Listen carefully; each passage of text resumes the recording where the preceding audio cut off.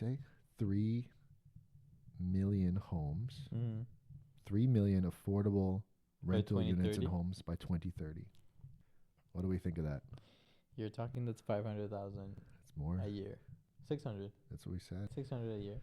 It's an ambitious number. Like I thought Doug Ford's 10 million 6 years ago, whenever that was, when he promised. Still on ambitious. That. He was. Both Well, of he's them are nowhere ambitious. close. Like, Dude. He's nowhere close to this that. Doug Ford has failed on that miserably, but no one calls him out for it. But whoever calls a politician out for the stuff that they promise and then they don't come I up? know, but fruits? like, are we Like- just like literally spewing ridiculous numbers? I'm gonna build 50 million homes by 2030 is what he might as well say. Welcome to the Ottawa Property Podcast with your hosts Tony McNeil and Adolfo Alvarenga. Each week, they'll take a look at what's happening in the Ottawa real estate market and offer practical advice and insights for listeners. From market updates to success stories, they cover it all.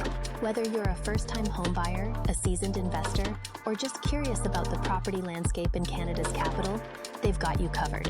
Sit back, get comfortable, and let's get into it. Okay, welcome back to another episode of the Ottawa Property Podcast. My name is Tony McNeil. I am a realtor based here in Ottawa, Canada, joined always by my co-host, Adolfo Alvarenga, level 2 mortgage agent based out of Ottawa, Canada as well. We're a bit late on this episode. Apologies, but those that are tuned in on any of the listening platforms, or weekly basis, Spotify, Apple Music, podcast, or YouTube, give us a comment. It'd be great if you shared it with someone who thought could benefit from what we're talking about. And if you drop us a like or give us a share, we appreciate it. And it even lights up when I was going to say, even the screen gave us a like. I don't know what's up with that. AI is hey. weird. Adolfo, man, what's up? A lot going on today. Crazy Monday. Markets, everything's crazy, eh? Like, I actually got this question today on a video call. And I was like, so where do you think things are heading? Let me ask you. Where do you think things are heading? It's... I can't remember what they called it, like Manic Monday or something like that. They're basically, people are panicking, man. Like it's kind of scary. Like, to be honest with you, I don't really have any skin in the game in the U.S. stock markets. Mm-hmm. But that's not to be said that like this can't transfer to other industries and have a ripple effect kind of all over the world. Because if you look at it, it's not just the U.S. stock market. It's the Asian markets, the European markets, the TSX are all kind of feeling the fallout of this chaos that these tariffs have imposed on. It affects everybody. It does. It affects. It's crazy how much it affects everything in the stock market, everything in like people's mentalities. Yeah. Like obviously the good. So it's kind of saying like, okay, the question is, what do you think is going to happen? I don't know. I think the biggest question is like, why is this happening? I'm not going to answer that. Well, I'm gonna answer it. I'll try my best. Sounds good. A lot of people, first and foremost, if you look back historically on when like massive tariff adjustments were made in the U.S., it almost always certainly led to a recession, and in some cases, depression, i.e., the Great Depression. Obviously, like we're in different times. Yeah. I'm not to say that there's going to be a depression coming. Do I think that the U.S. or Canada or any of its closest trading partners could feel, a slight recession from this? I think is a very possibility, a big possibility. I get it. Bringing manufacturing jobs back to the U.S. is the ultimate goal in this, but I think the short-term effects are going to outweigh the long-term effects, or the long-term prosperity. Maybe is a better way to put it. We have to, you have to be able to justify what you're putting your own economy through, and I do believe, and again, not my own political views.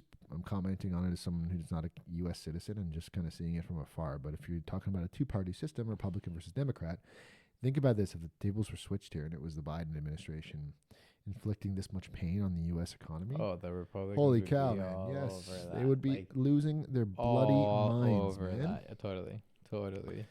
But if I look at it through a different lens now, and it's the Republican government doing it, and, I go down the tunnels. I'm doing the doom scrolling before bed, laying awake, wondering, Reddit. what the hell did I deserve to get into this timeline? No, seriously, I do that. And the comment sections are wild with people justifying this. They're like, oh, it's all part of his bigger plan. Like, just trust the process. Tariffs are bringing billions of dollars into the U.S. Like, they truly believe this, man. And the question becomes, like, if you're a U.S. citizen or even a Canadian citizen or a European citizen and you're watching your portfolio get decimated almost overnight, like, when do you stop and say, like, holy, like, this is just enough is enough? Honestly, I don't.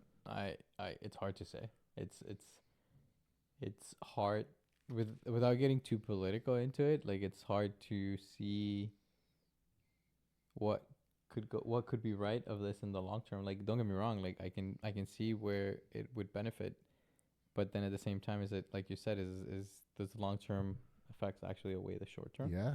And like putting everyone through that right now is tough. Already coming from a housing, like, it's not necessarily a crash, but a housing decline in the last 2 years, and craziness that just happened. Yeah, and still being in a housing crisis. And then going to another crisis. Yeah. It seems like every year we go into a crisis. It's like we're playing Russian roulette and see what happens. Okay. Fair, right? I don't know, man. I don't know. It's gonna be interesting. Like I said, like I got that question today, and like it seems like the question of every week, every day. What are you doing? Okay, well, honestly, like the same answer. We're going day by day, week by week. Like, you got to wake up, and it's like, it's so crazy, right? Because we talked about this in the last episode, the 24-hour news cycles and how volatile they can be. But it's so true. Like, you could wake up tomorrow and maybe no tariffs. Maybe he takes them all away. I don't know, because we finally have mega billionaires coming on Twitter and finally speaking out against this guy. I mean, like, maybe he doesn't know what he's doing. The thing with that too is that, like, and think about it, like segregating it back into like the housing aspect of real estate is like down payments. If they're in TFSAs, if they're in mutual funds, if they're in anything like that, killed. Like they're getting way less than what they were before if they would have pulled them out and bought something. So then we go back into the same question of like, what's a better investment? A tangible asset. I love that. Okay. And so this is great. Really good chatting, because I had an appointment last week. It's a buyer that was a referral to me. Mm-hmm. She, very, very nice, man. And she's one of the nicest people I've met so far this year, to be honest with you. We had a great conversation. We're meeting again this week to kind of lay out the roadmap for it. Cool. But that's what she took all her cash out of the markets. Right on time. Yeah. She took it out last week. And then so her FA at the bank was like, well, her financial advisor, if anyone listening, FA, was like, what are you going to do with this? Like, you're just taking it all out. Like, are you going to reinvest it into something else? And she said, well, I hadn't really thought about that. And he said, well, you should talk to a real estate agent. You should talk to Tony. Mm-hmm. And he put us in contact. And I think, a tangible asset is probably a little bit more like, I know gold has gone through the roof because people are trying to, invest in that now, because it is that tangible asset, right? Mm-hmm. It's something physical, just like a house can be a little bit more volatile than gold, I would assume. But certainly, at least something you can have control over. And plus you can invest in yourself. Too, right? Sure. But, like, at the end of it, like, it's an asset in that way. And that's where, like, we always have the conversations like, oh, what did I put the money in the stock market and invest it there? But we're seeing what could happen. Yep. So it's just a thought that just came to mind, because, like, we had a housing crisis for what, 2022, 2023, call it? Maybe 2024. It's sliding to the beginning of it. 2021 too. I mean, it's all relative. Demand has always been outpacing supply. And then it all was like, okay, maybe it's better to invest it. It's the stock market. So now we're just going out of the turn of that into the other one. Yeah, maybe. So who knows? Like, we never know. Like, you're not wrong. No. You're not wrong. It's like, again, our favorite crystal ball kind of reference here is that you don't have it. So it's very difficult to say, like, what is the answer? To be honest with you, I don't know. I'm obviously an advocate for homes and investing in housing. Now, that being said, with all this crazy tariff stuff going on and people pulling their money out of the markets and markets kind of, going full on bear mode, what does that mean on April 12th? Is it to the 12th for the next 19th. Announcement? 19th, yeah. Sorry, thank you. So a week later on the 19th, what is that going to mean for the Bank of Canada? Because if we're talking recession, we're talking inflation going up, like, are we cutting rates? So just to correct myself, it was the 16th. It's next Wednesday. We're just making up dates as we go, guys. It's the 12th, 18th, 16th. It's sometime in mid-April. Are we cutting rates? I personally think they will. next like 25. Because in my opinion, everything else is becoming more expensive. You want to control inflation in some way at that point. How do you do it? How do you do it? Like spending, you kind of have to incentivize some spending. It's tough, man. This is going to be this could very well be like the defining interest rate announcement of the year, because we're at a crossroads, right? My question to that is, and it's kind of interesting, is what if they decide to go the other way? I highly unlikely that will happen. So it's a hold or it's a drop. That's my opinion. It's a hold or a drop by 0.25. Yeah, very modest. Kind of we're still tiptoeing around this. Correct. I think job numbers are going to look like garbage. We're looking at probably some mass layoffs coming down the pipe in the automotive sector. Like Stellantis has already.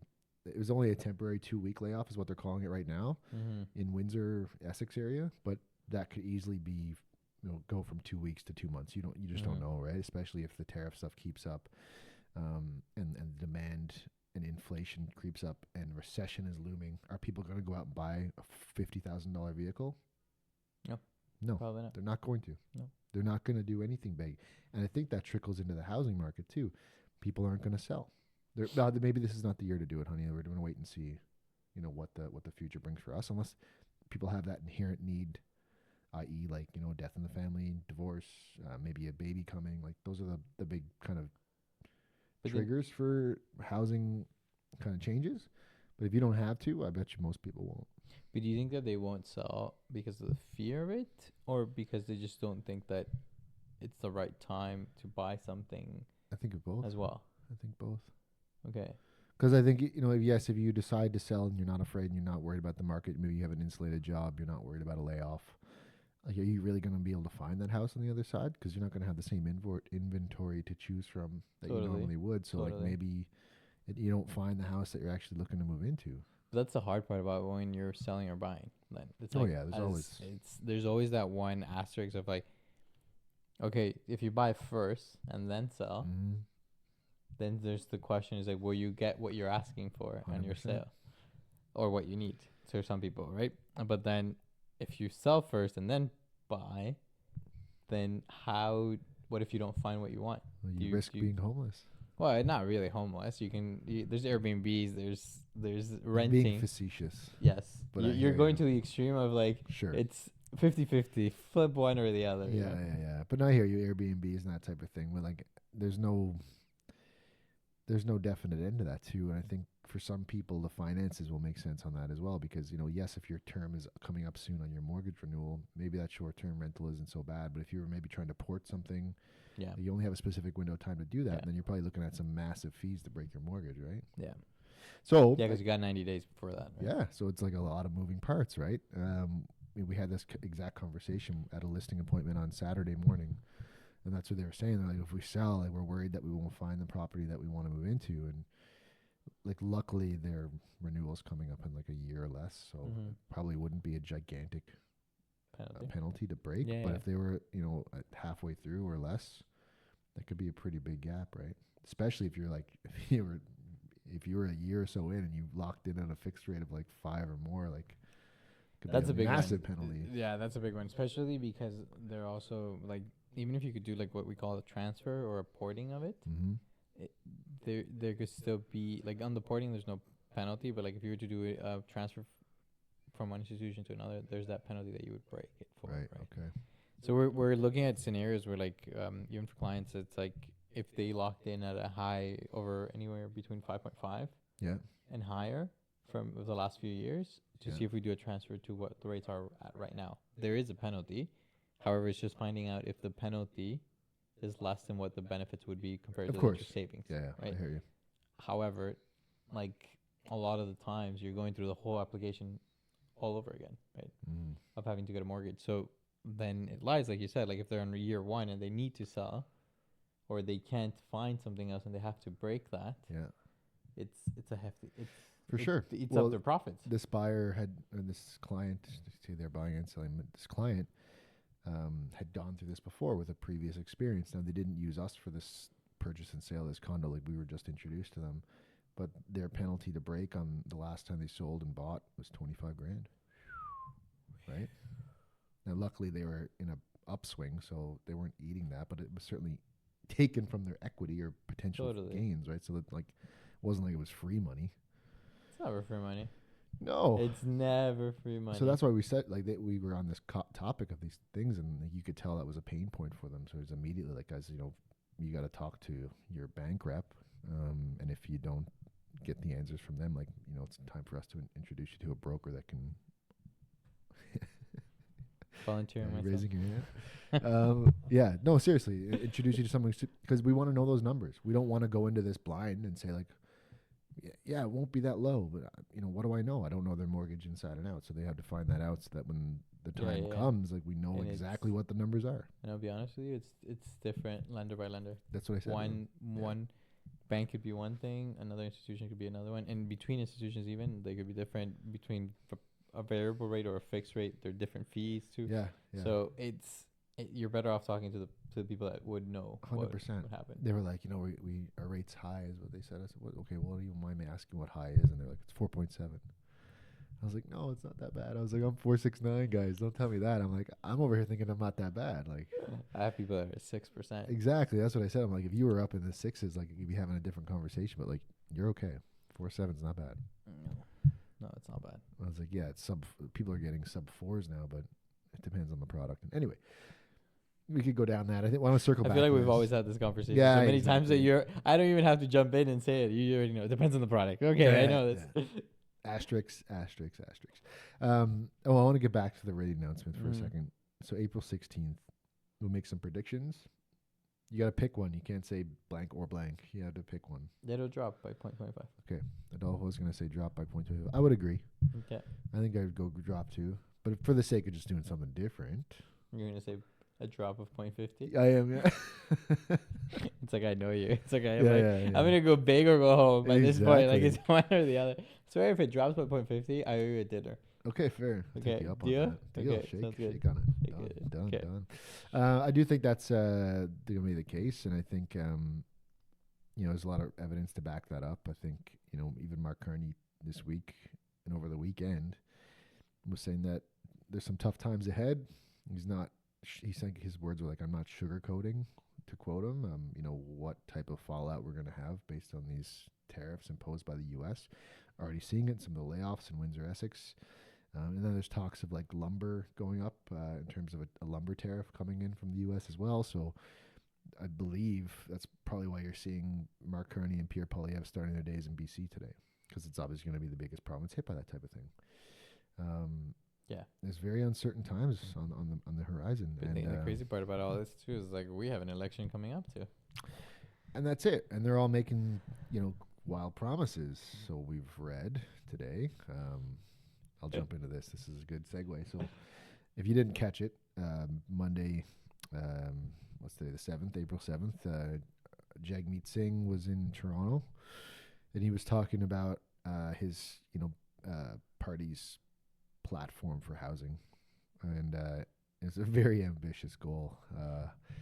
He wants to build, what do we say? 3 million homes. 3 million affordable rental units and homes by 2030. What do we think of that? You're talking that's 500,000. It's more a year.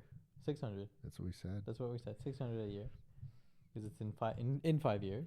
It's an ambitious number. Like, I thought Doug Ford's 10 million 6 years ago, whenever that was, when he promised. Still ambitious. He's nowhere close. Like, he's nowhere close to that. Doug Ford has failed on that miserably, but no one calls him out for it. But whoever calls a politician out for the stuff that they promise and then they don't come up? I know, but like, are we just like literally spewing ridiculous numbers? I'm gonna build 50 million homes by 2030 is what he might as well say. Okay, but let me do this. Let me circle back on it. If he does or doesn't, we can't get into that, because we know that there's most likely not going to happen. For sure, yeah, it's very, very unlikelihood of an NDP government. Call it, what would we say? It was 600,000 a home, right? 1,000 a year in terms of homes. That means that they need to have how the execution is always the thing. How does it make sense? And does he say? Doesn't math. Does he even say, exactly? I'm trying to make the math. It does not math. And he says affordable housing too. So it means that you have to get majority of the homes being home builders basically building affordable housing, which usually is not the case. Like you also have builders How building. do you incentivize them to do that, Exactly. right? We kind of talked about it off camera. And this, I know we've definitely said this in the past, but just to remind everybody, the record number of housing completions in Canada, in the entire country, in any given year, was set in like 1976, and it was 271,000 units in 1 year. That's wild. So he's talking about more than doubling that. And just to break that down, and again, I want to get back to your point about how do you incentivize developers to build low income or affordable housing. Affordable, thank you. So 600,000 a year is 1,643 homes a day. So you had to be closing. You had to be closing 68 homes an hour. So you finish it. It's just not. These are not realistic numbers. Like it just. Are you sure it's I take 2030? offense to it because, like, yeah, It's 2030. 2030. That's what the article says. I have it right here on my phone. I'm just trying to I'm trying to give them the benefit of the doubt in some way. Like it's NDP's plan and this is right from ndp.ca. NDP plan promised 3 million new homes, including non-market and affordable housing, stronger rent protections, and faster constructions and good jobs made with Canadian-made materials and modern methods. When you split it by hour, it just doesn't make sense. It sounds silly, guys. So, like, and again, like, it's not me bashing the NDP. It's me bashing any kind of politician that wants to throw these numbers out. And, like, we're basically, if you'd have to be so uneducated in the space to really think that they could do that. It's just not bloody possible, and it's insulting, I think, to anyone listening who would consider it to be true. Yeah, and I don't even think permits could be issued that quickly. I'm sure that there are going to be platforms for both liberal, conservative, NDP to cut that, try to cut that red tape. But you're right. Like, I mean, the permitting process alone, the materials, the manpower, like none of that infrastructure exists to do this. It's impossible. Like, especially giving in a time where their prices of lumber go up. Yes, as we said. We just talked about it. Exactly. So steel's gone up. Aluminum's gone up. We saw how that happened in COVID when everybody thought lumber was going to be done. Prices of a 2x4 went from $5 to like 20. Oh my gosh, yeah, it was something ridiculous like that. I'm like, I still remember because I had to do a fence, and that fence cost me. You're still paying for I'm it. So He's like, I had the mortgage for that fence. Because I'm like, we could have waited. But hear me out. But anyways, but that's what I'm saying. Like, it's like, okay, so all these things is just gonna keep tackling up. We don't know how long this is gonna take. No. How much this is gonna affect it. How much prices are going to increase. So that means that we saw it. We saw it in COVID. It correlates to the prices of homes. And then at that point, everything becomes more expensive. What ends up happening? So how's the developer going to afford to build these low-income housing? They won't. And we talked about it in the last episode. They're just going to stop the project. 100%. And just say, like, well, I'm sorry. Well, delays. There's a part of the contract they have over a year that they can come back. I'm not incentivized to build this because I'm not making any money on it because, like, again, as long as this Trump administration is doing their thing down there, like, steel, aluminum, and lumber, the three main components in any housing project, are going to fluctuate like crazy. And it's just, again, even if those things hadn't changed, even if the U.S. administration never got in and it stayed exactly the same, the goal is still ridiculous. You can see I'm ticked off by it because, I just don't like to be treated like I don't know. If someone pitches that to me on a TV in the middle of the day on CBC, I'm calling BS on that, man. I'm saying, you're a liar. That's BS. Like, regardless if they're orange, red, or blue, I would critique any party the same. Can you call into these interviews nowadays? Like, I don't know. Yeah, I should. I'm calling Ian Hannamansing tonight and give him my 2 cents. Let's drive to Toronto and just go make a point. It's just, I just, like I said, if it frustrates me, I think you need to set ambitious targets, but they also should be realistic. And that anyone listening should take that into consideration when they're listening to anyone's federal housing plans for this upcoming election. Especially on the housing part, because like it's a little bit more difficult than what they make it seem. Like the numbers are just thrown, or the products or information that they bring out. Sometimes it's just like, oh, we're gonna do this, and hardly does it ever stick. 100%.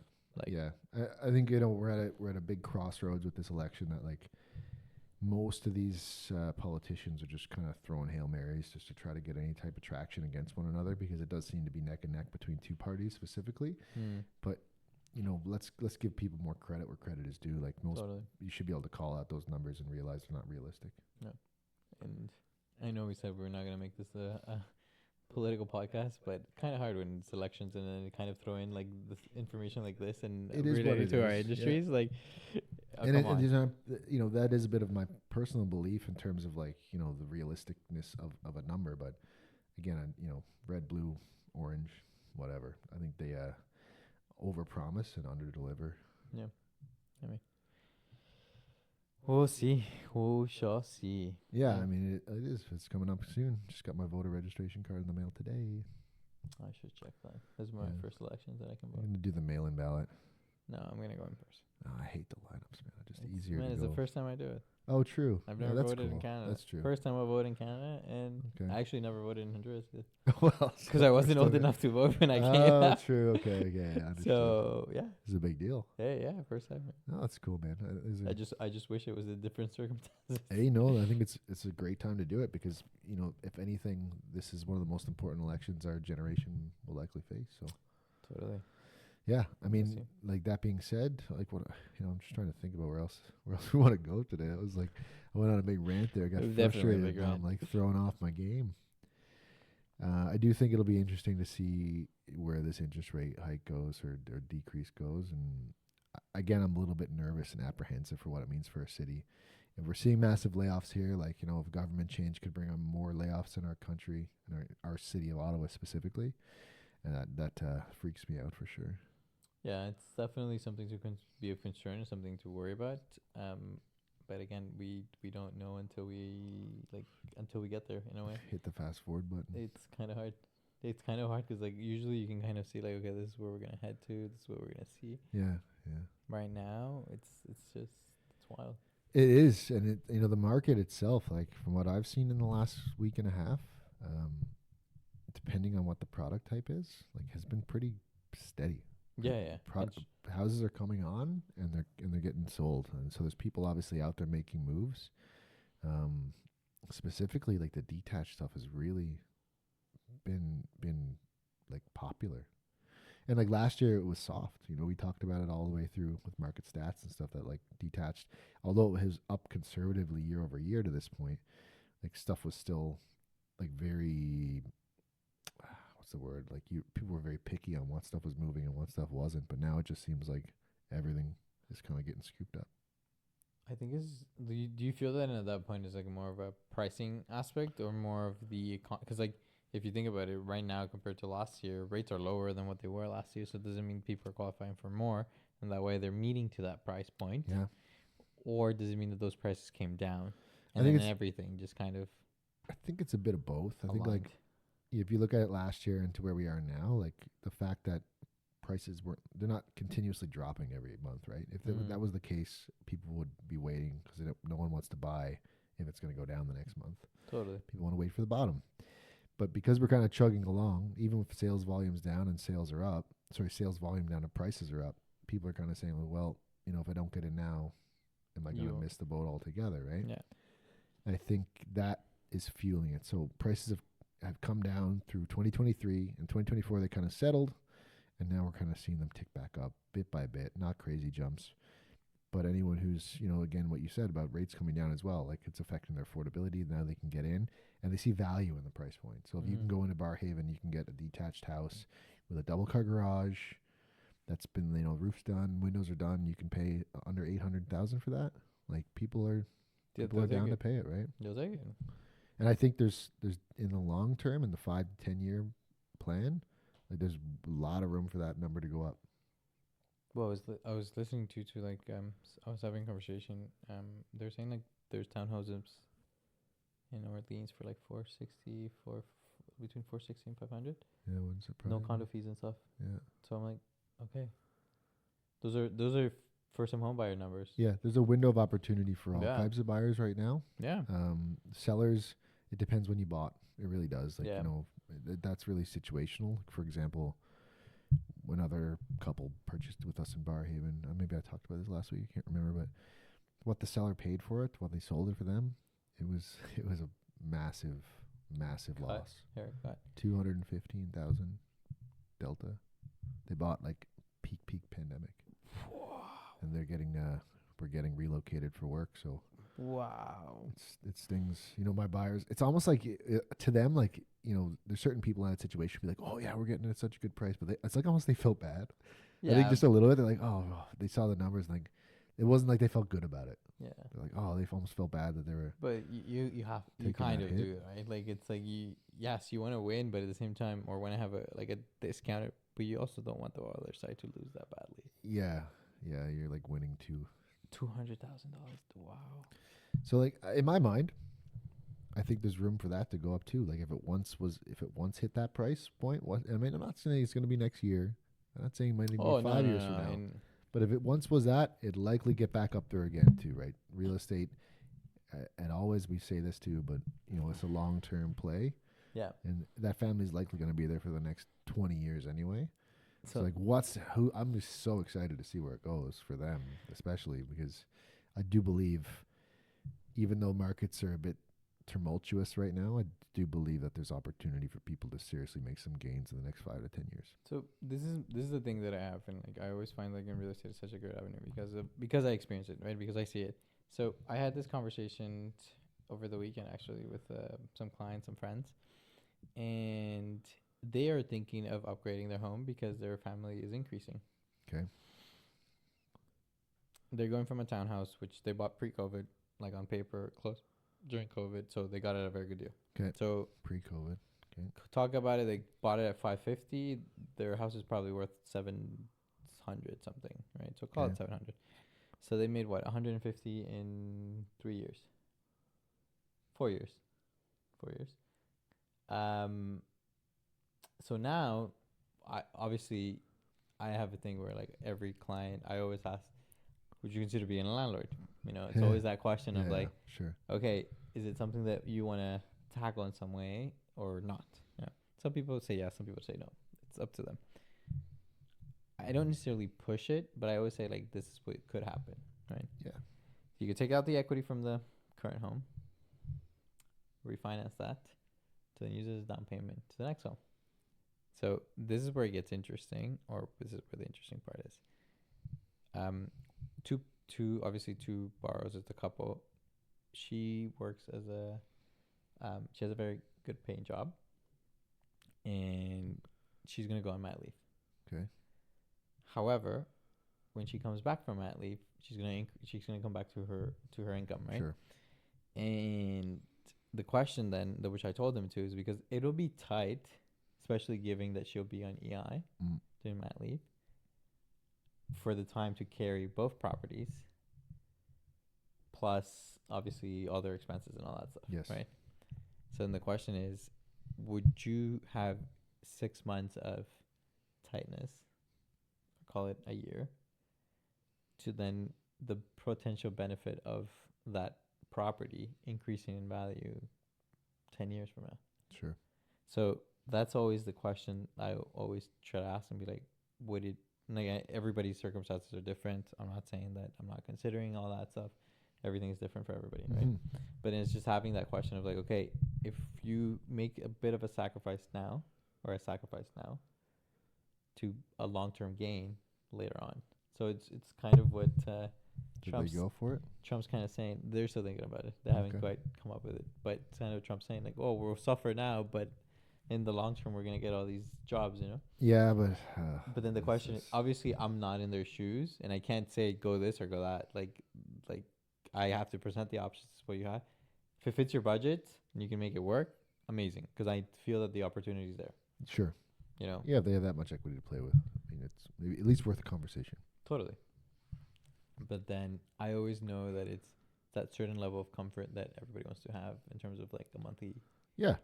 Monthly payments, monthly expenses. We all know what our limit is. You don't want to be house poor. No. Right. And I am totally on board with that. You shouldn't get to that point. But then for how long would you have been house poor? Yeah, I guess eventually you'd get out of that hole, right? Mm-hmm. You know, this is something that we talk about even in our household. Like, you know, what is our expectation for like travel and our lifestyle, and like how much are we willing to sacrifice to get ahead in life later, right? Like this is all, it pays dividends in the future. It's not just even for your life; it's also for your kids' life. 100%. Yeah, no, you're right. I mean, like, you know, when I say my life, I mean like my family's life, and I think anyone kind of sitting on that type of equity would be worth a conversation, at least to say, like, you know, is there opportunity right now as a buyer? Yeah, There's rents are still relatively strong in the city, and unless we build 3 million homes by 2030, we're going to be in a pickle that we've been in for the last couple of years. So. Can we go knock on the pizza door and be like, okay, we didn't do it. It's 2030. Come 2030. Where is it? The rest of the home. Exactly. Well, you owe me. I'm sure he'll owe at least 6 or so million by that point. Let's see. That being said, folks, I don't know. Maybe we're gonna wrap it up here. Yeah. We appreciate you listening. We'll be back again later this week because this is a bit of a catch-up episode because we're a bit lazy on the weekend. Honestly, it was raining. It was like, meh, so we passed. But hey, we're back. Drop us a comment, give us a share, let us know that you're listening. We appreciate you, and we'll catch you on the other side. Have a good one. Peace. I was like losing myself. I was like thinking about other ways to take the conversation. Like, no, we should just wrap it here. I think that was the end.